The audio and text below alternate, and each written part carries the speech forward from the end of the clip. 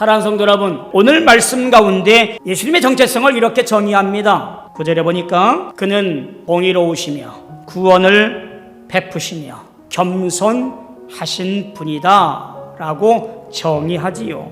이 세 가지 정체성의 모습이 오늘 우리가 따라야 할 예수님의 모습을 잘 밝히고 있다라고 보여져요. 첫째, 공의롭다라는 것은 무슨 얘기일까요? 공정하다라고 하는 말이지요. 의롭다라는 말로 쓰여집니다. 무엇보다도 그분은 인간의 의, 인간의 생각이 아니라 하나님의 의, 하나님의 계획을 이루실 분으로 이 땅에 보내셨다라고 이해되어지는 거예요. 이어지는 것이 무엇입니까? 우리를 구원할 분이라고 하는 거지요.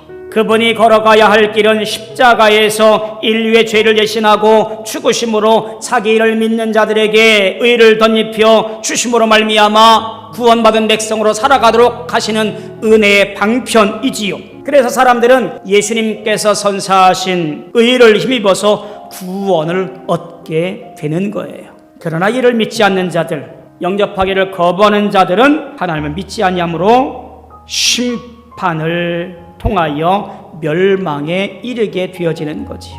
마지막으로 보는 것은 겸손하신 분이라고 하는 것으로 소개되어집니다.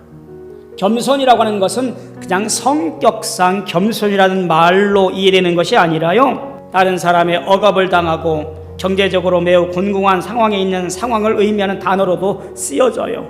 그래서 다른 번역들을 보니까 비천한이라는 것으로도 번역을 해놓기도 하고요, 고난을 당하다라는 것으로 번역을 해놓기도 했습니다.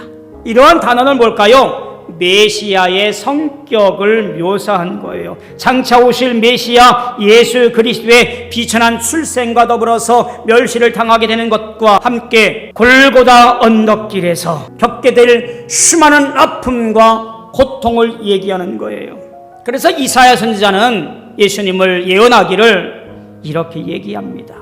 이사야 53장 2절에 보니까 마른 땅에서 나온 줄기 같아서 흠모할 만한 아름다운 것이 전혀 없는 분, 그분이 앞으로 오실 메시아라, 그렇게 예언해요. 근데 참 아이러니하게도 그와 같이 낮아지신 분, 비천하신 분이 사람들에게 구원을 베푸실 진정한 구원자라고 하는 것이지요. 오늘 우리는 공의롭고 구원을 베풀며 그리고 겸손하신 분으로 오신 예수님께서 예언 이후 500여 년 후에 나귀의 새끼에 몸을 실어 예루살렘에 입성하시는 모습을 보게 되어집니다. 기대했던 백마탄 왕자가 아니라 성경 말씀대로 겸손하게 그지없어서 나귀의 새끼를 타고 입성하시며 하나님의 뜻과 하나님의 계획을 이루어 가시는 주님을 만나게 되어지는 거예요. 오늘 우리 모든 성도가 이 종려주일에 진정한 주님을 만나시는 복된 시간이 되어지기를 축복합니다. 그 예수님을 내 안에 모셔드려야만 그분이 우리를 다스리시며 그분이 우리를 변화시켜 주시며 그분이 우리를 통하여 구원을 경험케 하게 하시며 우리에게 진정한 평안을 주시며 또한 그분을 통하여 우리가 이 세상을 변화시킬 만한 능력을 얻게 되어짐이 분명합니다. 사랑하는 성도 여러분, 어떠한 모습으로 이 땅에 증인된 삶을 살아가시려 하십니까?